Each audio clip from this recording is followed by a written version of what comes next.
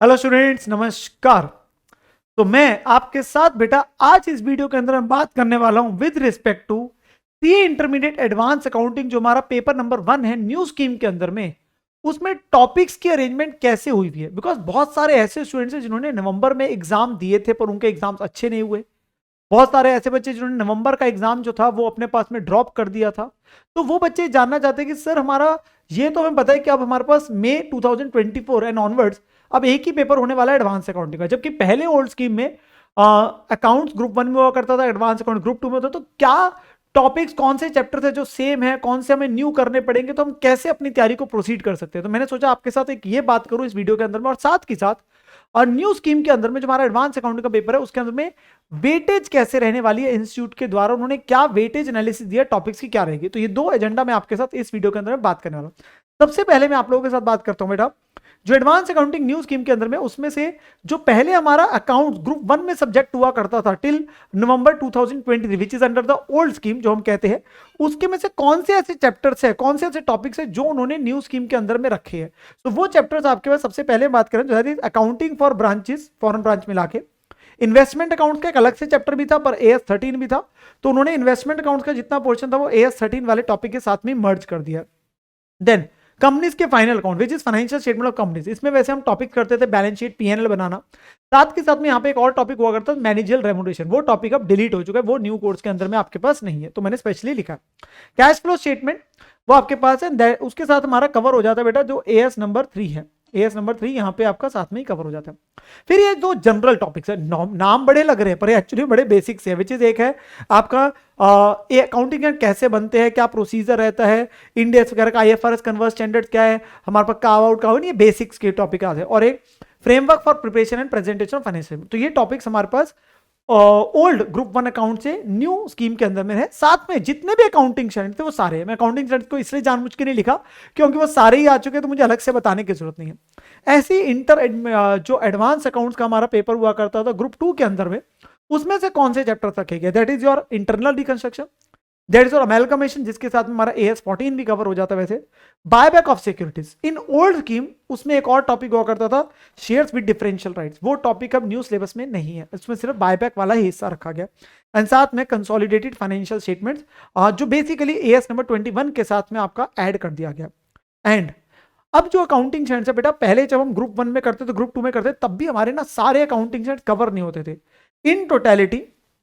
Actually में अगर हम देखते बेटा अकाउंटिंग स्टैंडर्ड जो इंटरमीडिएट के अंदर आपको कराए जाएंगे, फाइनल के अंदर जाके आप इंडियस करते हैं, इंटरमीडिएट में you do Indian accounting standard, जो आपके अकाउंटिंग स्टैंडर्ड में अगर सिंपल सी बात करूं वो टोटल में 1 से 29 तक है, और वो सारे के सारे ही आपके सिलेबस में है। पर इसमें से कुछ ऐसे जो डिलीट हो चुके हैं, जो डिलीटेड है हमारे पास, ऑब्वियसली वो डिलीटेड है।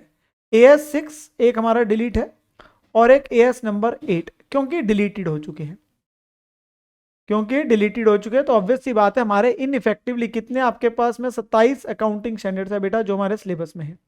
इसमें से काफी सारे स्टैंडर्ड्स ग्रुप 1 में हुआ करते थे, काफी सारे स्टैंडर्ड्स ग्रुप 2 में होते थे, तो कुछ तो हमारे इसमें से AS आप ऑलरेडी ओल्ड स्कीम के अंदर में ग्रुप 1 और ग्रुप 2 में कवर कर लेते थे। ग्रुप 1 और ग्रुप 2 में आपके कवर हो जाते थे अकाउंट्स, बट कुछ ऐसे हैं जो पहले नॉट कवर्ड थे, ना ग्रुप 1 में थे और ना ग्रुप 2 में थे, तो वो न्यू अकाउंटिंग स्टैंडर्ड थे जो आप लोगों को अब करने पड़ेंगे अपार्ट फ्रॉम जो पहले ग्रुप 1 ग्रुप 2 में करते थे उसके अलावा। तो वो कौन कौन से, वो मैंने यहाँ पे अलग से लिख दी है लिस्ट, कौन कौन से ऐसे जो बिल्कुल न्यू AS है, जिनकी चर्चा पहले नहीं हुआ करती थी, वो AS15 AS23 25 27 एंड 28, ये सारे ऐसे स्टैंड जो बिल्कुल न्यू है, जो पहले थे ही नहीं ना ग्रुप 1 में ग्रुप 2। तो इन इवेंचुअली हमारे सिलेबस में कुछ चैप्टर्स है और बाकी सारे के सारे 27 अकाउंटिंग स्टैंडर्ड्स है, 27 अकाउंटिंग। तो this is the syllabus. And इसमें मैं बता देता हूँ जो बच्चे अपनी तैयारी ओल्ड स्कीम में थे और न्यू में जा रहे तो उन्हें ये AS करने की जरूरत है, और जो टॉपिक्स मैंने आप लोगों को बताए, साथ के साथ मैं ये बताता हूँ इंस्टीट्यूट के स्टडी मटेरियल में उन्होंने कुछ जगहों में और न्यू क्वेश्चंस भी ऐड किए हैं एग्जिस्टिंग टॉपिक्स में भी। जो पहले का स्टडी मटेरियल था आप उसकी बजाय न्यू स्टडी मटेरियल को पिक करना, जो बच्चे पुरानी क्लासेस लेट से देखी हुई और अब सोच रहे हैं तो उन्हें न्यू स्टडी मटेरियल को बेस बनाना पड़ेगा, क्योंकि उसके अंदर में उन्होंने नए क्वेश्चन डाले। जो बच्चे तो हमारे साथ मई 24 के सिलेबस में पढ़ी रहे हमारे साथ, तो वो बच्चों को तो हमने सारा ही कवर किया है। मैं बात करूँ उन बच्चों की जिन्होंने नवंबर 23 में पेपर देने का सोचा था और नहीं दे रहे, तो उनके लिए मैं सारी बातचीत करने जा रहा हूँ। साथ में अब मैं कॉमन बातचीत करने जा रहा हूँ सारे बच्चों के लिए कि हमारे इंस्टीट्यूट ने बेटा क्या सिलेबस का पैटर्न रखा है। तो उन्होंने क्या बोला है, ये हमारा पेपर के पैटर्न में, आपका पेपर के पैटर्न का मतलब मैं यहाँ पे बोला वेटेज।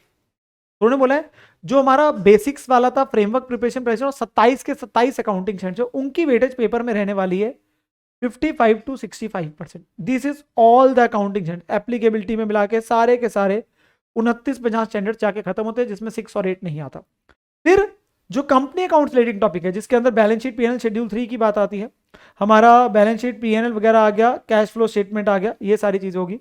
बायबैक आ गया और reconstruction means internal reconstruction and amalgamation, इनकी वेटेज है 30 to 35 मार्क्स की। और जो ब्रांच का टॉपिक है उसकी वेटेज है 5 to 10 marks. So this is our syllabus जो है न्यू स्कीम में, एंड ये वेटेजेस कुछ इस हिसाब से इंस्टीट्यूट ने रखे हैं। इंटरनल कोई ऐसा नहीं बोला इस एएस में से इतने मार्क्स का आएगा, वो सारे एएस में से बोल दिया बेटा, सारे एएस की वेटेज इतनी है, और बाकी जो कंपनी अकाउंट्स का टॉपिक है और जो ब्रांच का टॉपिक है। So this is the weightage analysis which is given by the institute. तो फुली आपको एक क्लैरिटी मिली होगी कि हमारा किस तरीके से और स्कीम्स वगैरह में कैसे सिलेबस में कौन से टॉपिक्स रखे गए। एंड आप लोगों के साथ में बहुत सारी और भी प्रकार के ऐसी वीडियोस में आप लोगों के लिए और हमारी टीम जो है लेके आती रहेगी, जहां पे आप लोगों को अपडेट करते रहेंगे। और साथ के साथ में आप बच्चों के लिए जिन्होंने नवंबर 23 में पेपर दिए थे और नहीं अच्छे हुए, मतलब जैसे भी आप लोगों को अटेम्प्ट किए, तो उन बच्चों के लिए इवन हम फास्ट ट्रैक बैचेस भी आने वाले समय में बेटा लेके आएंगे इमीडिएटली आफ्टर द रिजल्ट। तो stay tune with us and अपना अच्छे से ध्यान रखें और अच्छे तरीके से अपनी पढ़ाई को करते रहिए। अब मुलाकात होगी बेटा आप लोगों के साथ अगली वीडियो में, तब तक के लिए take care and bye bye.